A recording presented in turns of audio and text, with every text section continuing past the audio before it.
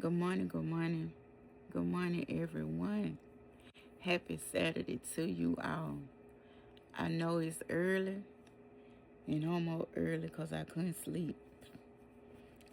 I was hanging on the edge of the bed, so I woke up like I was having whiplash. But I just came on to say, welcome to Alphatina's Dysfunction Reality. I told y'all, come go on this journey with me. You don't have to say nothing. You don't have to respond. You can just listen. Because I know that there are some people that's listening. I just been up early. And I've been thinking. I've been had a lot on my mind. And I just been thinking about life. Like I said, I realized that I have more time behind me than I do ahead of me. And I just sit back and I just think about my life, my childhood, how a lot of things played out. I think about things that I've been through with my family, my parents. I think about how I was raised. I've just been thinking about a lot of things in the last 10 months that I haven't really been around anyone. And I don't know whether my story can truly help someone else, but I know that it's going to help me to heal everything that I've been struggling and suffering from. My life hasn't been perfect. I grew up as a troubled kid. Why? Because of what happened to me. And nobody understanding why I acted the way I acted out is because of what happened to me. You know, they say when stuff happen to children, they tell you to tell. And I did that. And it still didn't go the way that I could have imagined it went. And with speaking about my predator, waking up in the middle of the night one night and seeing them in the home, the person that done something to me, from that day forward, my whole life changed. My attitude changed. My everything changed. So instead of someone protecting me, or I thought would protect me, you put me back in the arms of the predator again to know that they was able to come back in. Yeah, I was groomed as a kid for a lot of things that I wish hadn't happened, but hey, I was a young kid. I didn't know no better. And, like I said, I look at a lot of families and I see how close you and your siblings are. I see how close you and your mother are. I see how close you and your father are. And I'm like, darn. And like I said, y'all know who y'all are. I don't have to call you no name because you know who you are. You know who. Y'all always do stuff together. Y'all always taking pictures together. Y'all always dress alike. Y'all always do stuff together. And I always wanted that.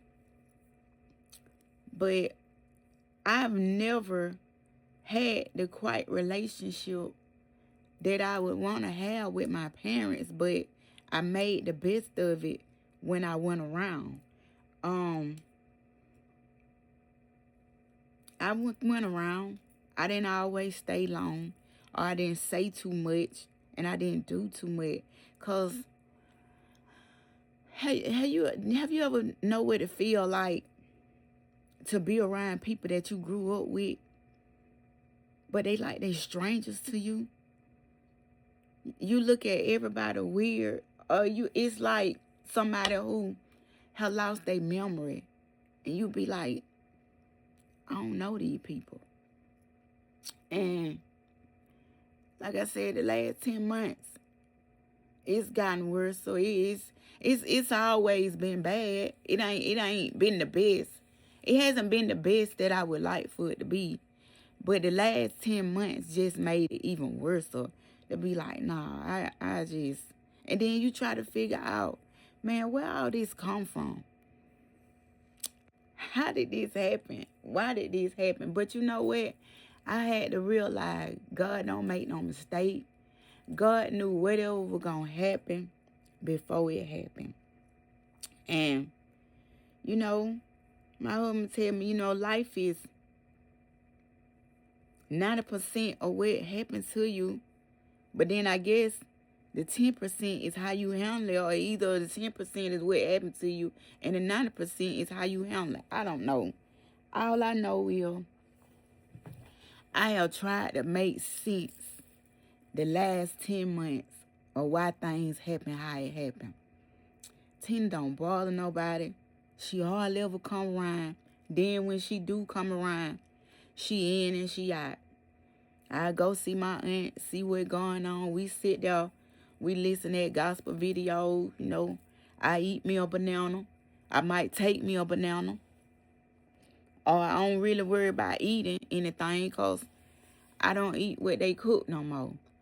But I just try to make sense of everything that happened over the last 10 months.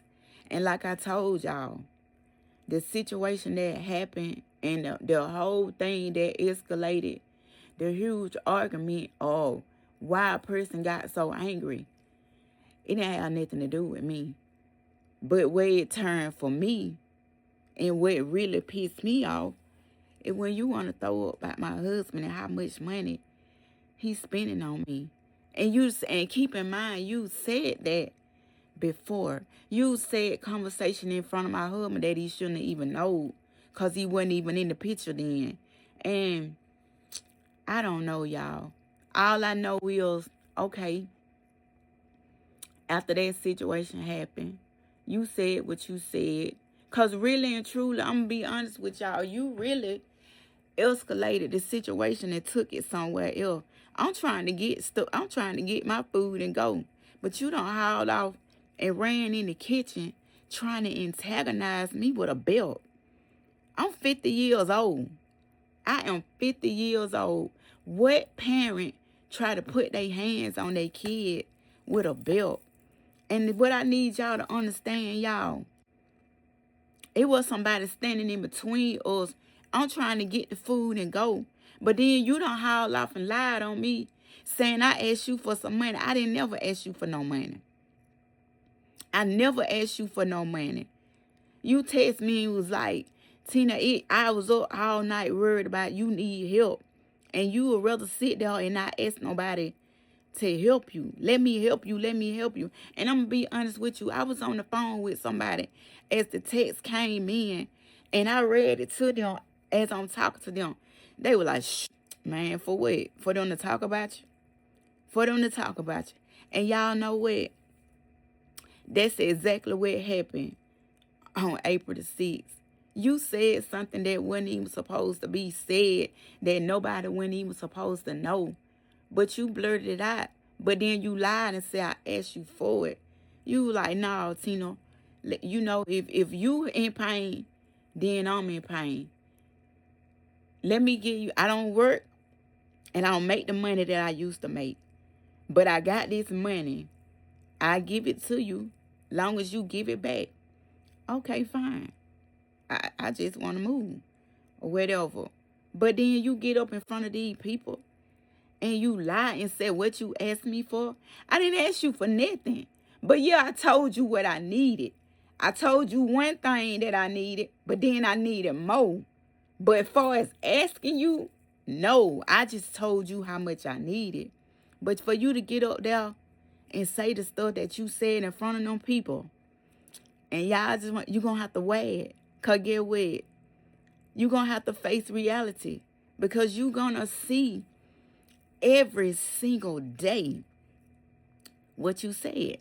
But see, y'all know what? I thank her for what she said. Because now God is putting it into reality. See, God said that what somebody used to try to hurt you, that's what I'm going to use to build you back up. See, I was looking at it and taking it the wrong way. But y'all, like you said, everything that happened, it happened for a reason. Because you said what you said, you stirred up something in me that I didn't even know that I have. Because remember, y'all, I said, God, give me something that, or let me know what you put inside of me. Because God gave all us a gift. God gave all of us something that the other one don't have. So I told y'all I was seeking out to find out what's my purpose, what's my gift, what God gave me that he didn't give you. Because God gave all of us something that he didn't give to the other one. And you just got to seek and find what it was. And I didn't know what my purpose was for being here. But like I told y'all, God been speaking to me. And I know that it probably don't make sense to everybody else. But it don't matter whether it makes sense to you or not. If God give me something, I'm going to use it. If God tell me something, I'm going to say it. But whether I'm helping somebody else or not, I don't know. But I can tell you one thing. It's going to help me. It's going to help me. And even after everything that happened, I went through, I heard someone say, well, that's still your parent. That's still your parent. Reach out, do something, whatever. Let them know that you appreciate them or whatever. So I got something that I want y'all to hear. So I followed the young lady advice. Like I said, I'm not gonna call nobody name, but everybody, you know who you are. You know, if people that know me, you know what I'm talking about. So and not only that, she know exactly who she is because I showed her the letter, and I showed several other people the letter, and I'm like, really, this how they really feel. So I sat up, and Mother's Day was coming, and I wrote a letter. It took me several days to write it.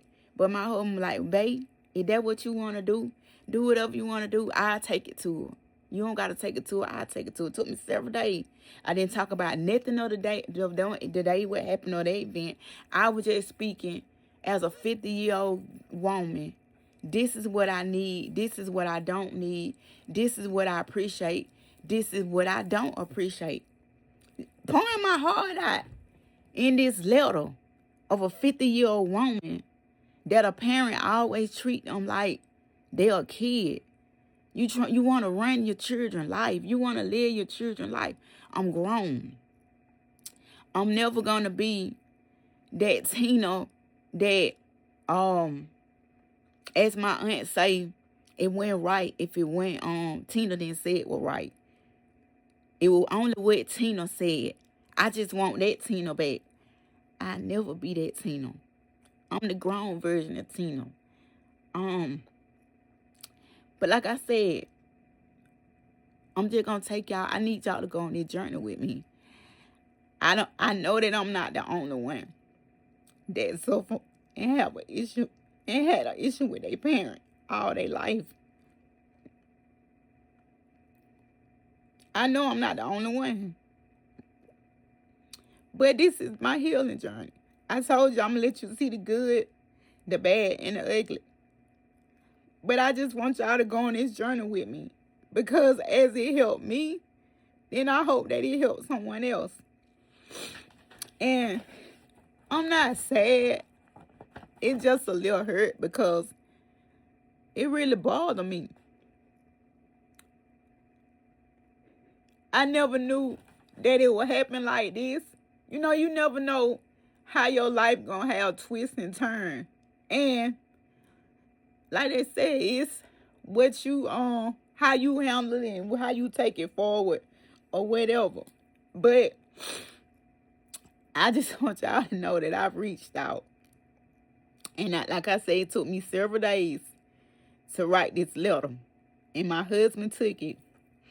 And like I said, a couple of people I already know. But I just need y'all to go on this journey with me. So I wrote the letter. And I want y'all to hear what came back to me. Do it sound like someone that was sincere or really trying to mend fences or, help a troubled woman that been dealing with issues they whole entire childhood. And like I said, I just sit back and I've been playing over and over in my head for the last 10 months. How did I get here? I stay to myself. I don't bother nobody. You see me when you see me. I see you every now and then. If you ask me to go somewhere, I say I don't want to go. Leave it alone. Don't try to force someone to do something or go somewhere they don't want to go. But I just want y'all to hear this letter. So she said, Tina, thank you for the Mother's Day gift. I'm sorry you through with me. Most families have argument, but they get over and move on. You decide to cut your whole family out your life, and that's your decision, your choice. It must be miserable not having anyone in your life but you and Aaron. God gave us family for a reason. I would have helped you pay the hospital bill. You didn't have to take it that far. Why would you help me pay something that you caused?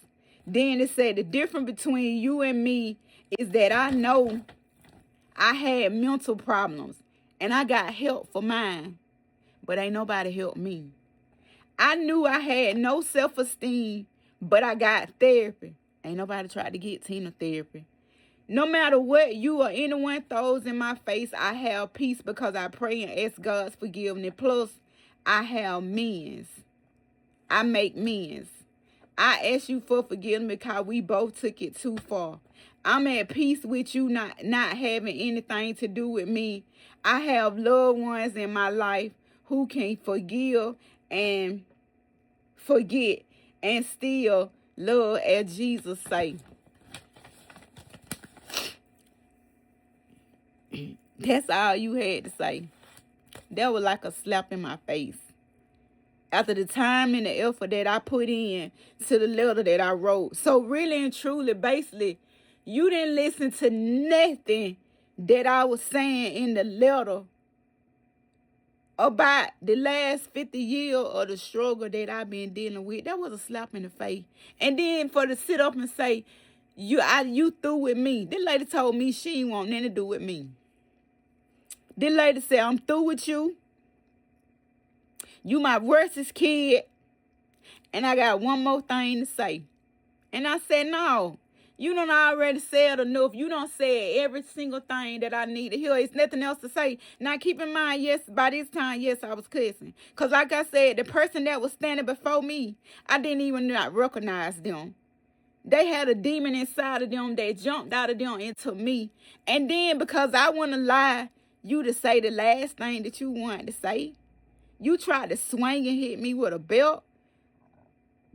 But see, when you swung the first time, you hit the person standing in between us. But by the second time, I realized what was going on, y'all. And it was my reflex. Because like I said, keep in mind, the person that's standing before me, I didn't even recognize them. So you ask yourself, or you say, well, how could this happen and how could that happen? Because the person that was standing in front of you, you didn't even know who they were. It was like it was a nigga in the street. And then I'm backed up in a corner in the kitchen. I can't move. So what else was I supposed to do or whatever? It was your reflexes or whatever. But the whole fact of the matter is, no, none of it shouldn't have happened. Because it really, I came to get some food, but then I didn't have no food. And I'm like, okay, am I being punked? But then it escalated to some money. So then I said, well, okay, you want me to get some money to go buy some food? Okay, give me the money. Give me the money. I asked twice, okay, give me the money. I'll go buy some food. But then that's when you haul off and say about my husband and what he do for me. No, you're not going to talk about my husband. I'm going to always protect my husband because first of all, my husband don't always come around. Everybody can count on their hand how many times that they have seen my husband. So why do my husband come up in anything? My husband say, y'all do too much. Y'all want to go too many places. That's not him. So I don't even understand why would he even come up in the equation. But y'all, yeah, you gotta move on. You gotta heal, but you gotta go through the process. You gotta go through the process.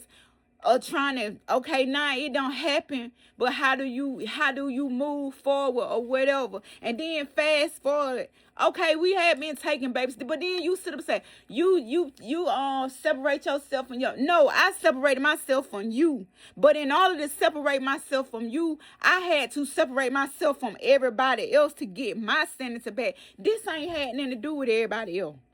But it seemed like everybody else don't put themselves in it. When the thing about it is, they don't have they ups and they downs, they highs and they lows, this and that or whatever. But you know what? Tina sat back and didn't say nothing. But now it's like everybody want to go against Tina. No.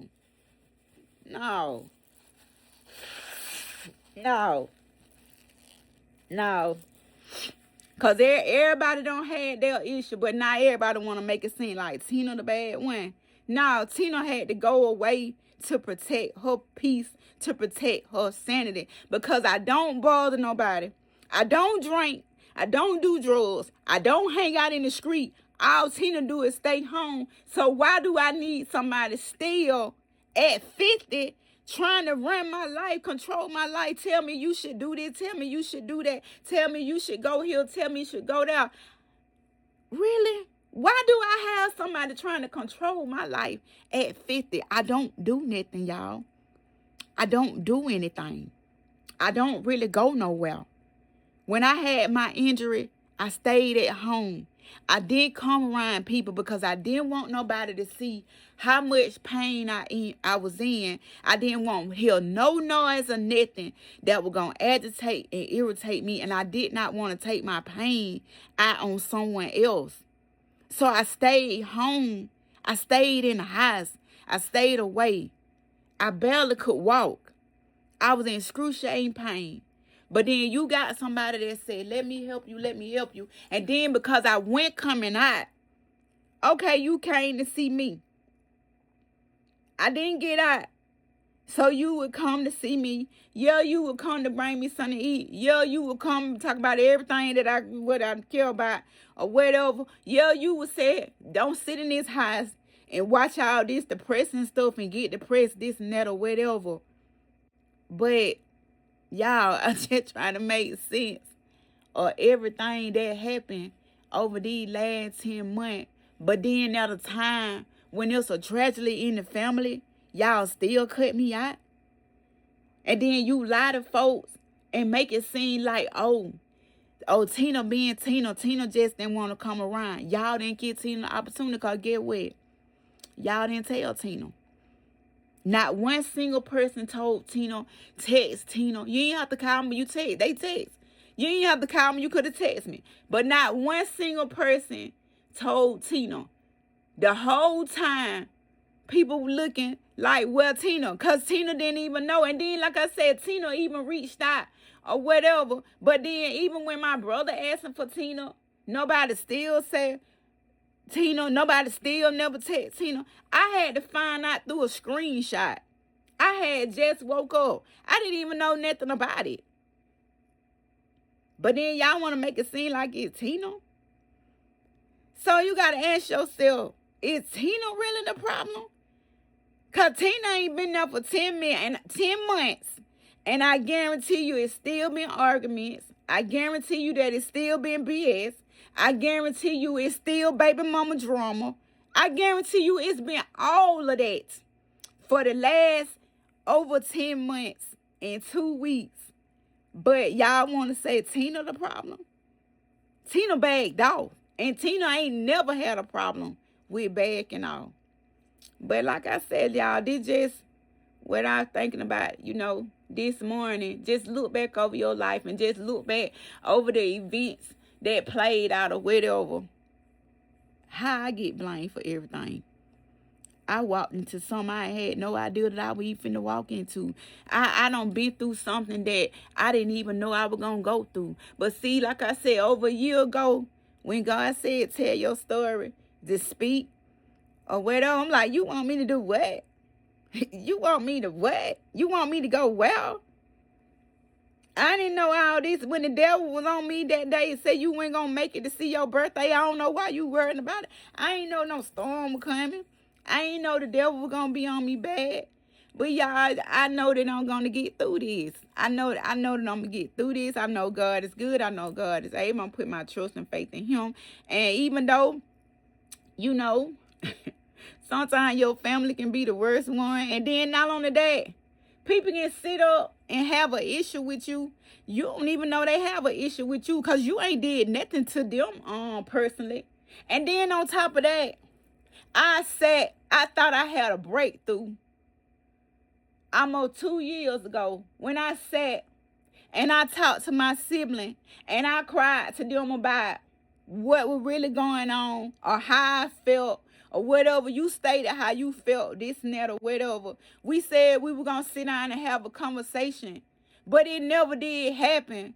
But then how, even though you know how things have been for you, and I can't tell your story because your story is your story. But one thing I know, y'all, everybody can grow up in a house together. And it was 5 of us. And every single one of us can have a different experience from each parent. I do know that. What that person went through, I might have not went through. What I went through, they might have didn't go through. Everybody that have a parent, each child has a different experience of what they had to deal with their parent. But I know Tina experience was Tina was molested. Tina was molested. Tina was always sent to YDC. Tina was always sent to go somewhere or go away or whatever.